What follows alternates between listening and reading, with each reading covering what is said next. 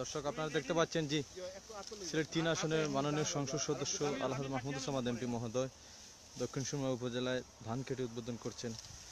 সাথে আছেন দক্ষিণ সুরমা উপজেলা নির্বাহী অফিসার এবং আপনারা দেখতে পাচ্ছেন মাননীয় সংসদ সদস্য আলহাজ মাহমুদুজ্জামান এমপি মহোদয় নিজ হাতে ধান কেটে দিচ্ছেন। দর্শক আপনাদের দেখাচ্ছি আমি।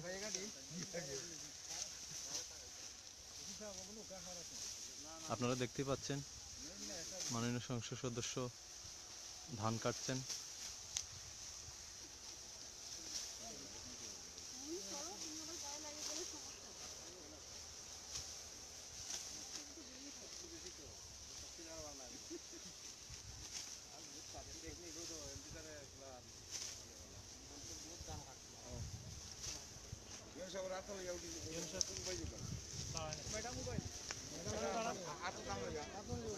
আপনারা দেখতে পাচ্ছেন মাননীয় সংসদ সদস্য আলহাজ মাহমুদুজ্জামান এমপি মহোদয় দক্ষিণ সুরমা উপজেলার পাড়াইচক এলাকায় ধান কেটে উদ্বোধন করছেন।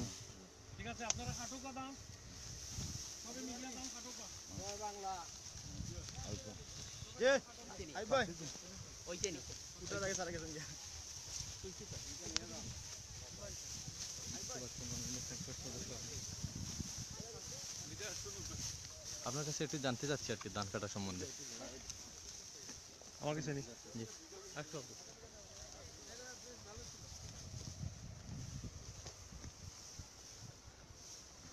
দর্শক আপনারা দেখতে পাচ্ছেন ধান কেটে এই মাত্রই আসতেছেন মাননীয় সংসদ সদস্য। আমরা পাড়াইচক প্রান্তে দক্ষিণ সুরমা এখানে ধান কেটে উদ্বোধন করলাম। আসলে ধান কাটার অভ্যাস আমার মনে হয় না আমার আছে বলে, তবুও চেষ্টা করলাম কৃষক ভাইদেরকে উদ্বুদ্ধ করার। সাথে ছিলেন আমাদের ইউএনও সাহেব, কৃষি অফিসার এবং সাংবাদিক ভাইয়েরা, ওসি সাহেব। আমরা এই যে মানুষকে অনুপ্রেরণা দেওয়ার জন্য মূলত এই চেষ্টাটা, আমার মনে হয় এই মুহূর্তে বাংলাদেশে সবচেয়ে বড় যে সমস্যাটা করোনার পরে হবে সেটা হলো খাদ্যে স্বল্পতা।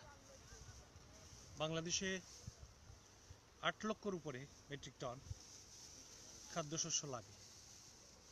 হয়তোবা আমরা বড় জুড়ে বড় ফসল সহ ৬ লক্ষ মেট্রিক টনে যেতে পারি, বাকি ২ লক্ষ মেট্রিক টন চীন ছাড়া অন্য দেশ থেকে হয়তো আনতে হবে। আপনারা সকলে দোয়া করবেন যাতে করে অকাল কোনো বন্যা না আসে, যাতে করে এই খেটে খাওয়া মানুষ, আশা করে যারা এই কৃষি কাজ করেছে তারা যেন উঠাতে পারে। আরেকটা বিষয় আমি বলেছি যে করোনা ভাইরাস আক্রান্ত হয়েছে, বাংলাদেশ হবে আরও বাড়বে। ইতিমধ্যে যদি আমাদের সব ফসলগুলো আমরা তুলে নিতে পারি তাহলে অন্তত খাদ্য সাপোর্ট সরকার পেয়ে গেল, তখন গিয়ে আসবে হসপিটাল সাপোর্ট, ঔষধের সাপোর্ট, ডাক্তারদের সাহসী ভূমিকা। এগুলো অনেক ফ্যাক্টর নির্ভর করবে এখানে। আপনারা জানেন যে বিগত দিনে যতবার বাংলাদেশে বন্যা হয়েছে, ৫, ৬, ৭, ৮, ৯টা 10টা জেলা হয়েছে। আর এইবার প্রবাস থেকে হোক বাংলাদেশ থেকে হোক, আপনারা মনে রাখতে হবে ৬৪টি জেলা একসাথে প্লাবিত নয়, করোনা ভাইরাস এসেছে। প্রত্যেকটা সিটিতে এসছে, প্রত্যেকটা পৌরসভা এসছে। বিগত দিনগুলোতে এইগুলোতে আমাদের কোনো ত্রাণ দিতে হতো না। এতই আপনি দেখতে পাচ্ছেন যে প্রত্যক্ষ পরোক্ষভাবে খাদ্য সামগ্রী নিয়ে 18 কোটি মানুষ কোনো না কোনোভাবে সাফার করত। সেই ক্ষেত্রে আমি যেটা বলতে চাই, বিলাসিতা বাদ দেন, খাবারের আইটেম কমান। ডাল সহ একটা তরকারি আর ভাত, ধনী দরিদ্র নির্বিশেষে সকলের জন্য এটা করা উচিত। আমরা ঘরে ঘরে এসিতে বসে বসে বিলাসিতা করব, এই পাক হয় নাই ওই পাক হয় নাই, এটার সময় এখন না। বিশ্বব্যাপী এটার সময় এখন না। সকলকে কোনো না কোনোভাবে আপনারা কন্ট্রিবিউট করতে হবে। যারা বড় বড় অঙ্কের বেতন নিয়ে কাজ করেন, যারা মাঝারিতে কাজ করেন, এবং দেখবেন না আপনারা এই নিম্ন মধ্যম আয়ের মানুষ এবং এর চেয়ে নিম্ন মধ্যম আয়ের মানুষ যারা আছে তারাই কিন্তু তাদের হাত আগে বাড়িয়েছে।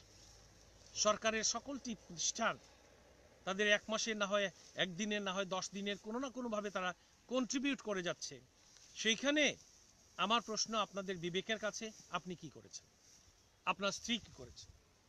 আপনার সন্তানরা কি করেছে?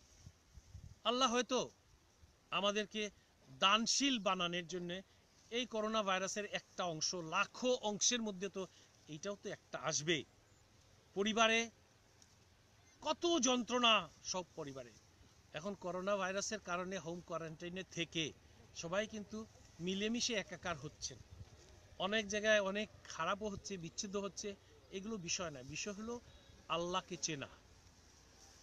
এই সুপার পাওয়ার, সুপ্রিম অথরিটি আল্লাহু গফুর, আল্লাহু রাহিম, Allah is the one who loves the মুহসিনিন ও খালিকুনা ও রাজিকুনা ও হুয়া আলা কুল্লি শাইইন কাদির।